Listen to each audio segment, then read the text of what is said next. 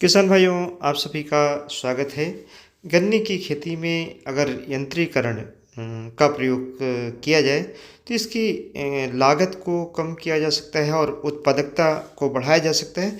वहीं दूसरी ओर खेती को आसान और आकर्षक बनाया जा सकता है। यहाँ पर हमने आपको ऑटोमेटिक हार्वेस्टर दिखाया है, जो एक दिन में लगभग 2500 कुंतल गन्ने की हार्वेस्टिंग कर सकता है। इसकी लोडिंग कर सकता है और गन्ने की जो सूखी पत्तियां हैं, इनको छोटे छोटे टुकड़ों में विभाजित कर और खाद के रूप में परिवर्तित करने में सुगमता दे सकता है। और साथ ही में इसकी आप देख पा रहे होंगे, लोडिंग भी खेत में ही हो जा रही है। अगर 2500 कुंटल गन्ने की आपको हार्वेस्टिंग इस समय करानी हो तो काफ़ी कठिन काम है। एक तरीके से आप ये मान सकते हैं कि करीब 1.25 लाख रुपए आपको लग जाएगा केवल इसकी हार्वेस्टिंग के लिए। बहुत ही ज़्यादा जो कास्ट है बढ़ गई है मैनुअल लेबर की। लेकिन इससे जो हमारी कास्ट आती है लगभग 25 रुपये प्रति कुंतल की कास्ट आती है। किसान भाइयों, इस यंत्र का प्रयोग हम तब कर सकते हैं जब शुरुआत से हमने गन्ने की खेती में यंत्रीकरण का प्रयोग किया हो। क्यों? जब हम गन्ने को लाइन से लाइन की दूरी 4.5 फीट पर लगाएंगे और सिंगल लाइन में लगाएंगे, तब हम इस प्रकार के हार्वेस्टर का प्रयोग कर सकते हैं। किसान भाई, 4.5 फीट की दूरी पर अगर हम ऑटोमेटिक जो प्लांटर हैं उनसे गन्ने को लगाते हैं तो हमारी जो कास्ट है काफ़ी कम हो जाती है। अगर हम पौधे उगा करके और लगाते हैं तो भी इसकी कास्ट काफ़ी कम हो जाती है।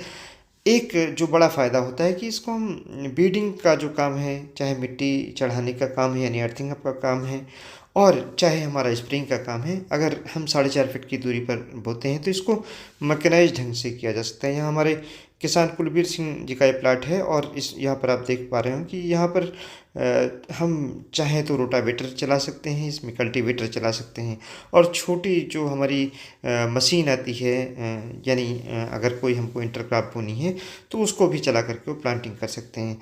जो इंटरक्रॉपिंग है उसकी हार्वेस्टिंग कर सकते हैं। हार्वेस्टिंग के बाद फिर से निराई गुड़ाई का काम कर सकते हैं। आप एक तरफ ये सोच सकते हैं कि अगर इस काम को मैनुअल करना हो तो शायद लाइन में करा पाना बहुत मुश्किल काम है, लेकिन अगर इस तरीके से यंत्रों का प्रयोग करके और चाहे इंटरक्रॉपिंग करें, चाहे उसकी हार्वेस्टिंग कर लें और चाहे फिर से इंटरकल्चर ऑपरेशन कर लें, बहुत आसान है। मिट्टी चढ़ाने का काम भी इस छोटे ट्रैक्टर के माध्यम से कर सकते हैं। बड़े ट्रैक्टर का भी प्रयोग कर सकते हैं। ये देख पा रहे हैं जो लाइन है उसके माध्यम से, या ये प्रयोग कर सकते हैं जो लाइन कल्टीवेटर हैं उनका प्रयोग करके और वेडिंग का काम कर सकते हैं, मिट्टी चढ़ाने का काम कर सकते हैं, और साथ ही में जो पावर स्प्रेयर का प्रयोग करके लंबे क्षेत्रफल में स्प्रे भी बहुत आसानी से कर सकते हैं। ड्रोन का प्रयोग करके जो हमारी बड़ी फसलें उनमें स्प्रेइंग का काम कर सकते हैं। यहाँ पर आप ये देखें, जैसे आलू ये लगा है, इसकी अगर हम ऑटोमेटिक हार्वेस्टिंग ना कर पाएँ तो ये मैनुअल हार्वेस्टिंग कराना गन्ने की लाइनों में बहुत कठिन काम होता है।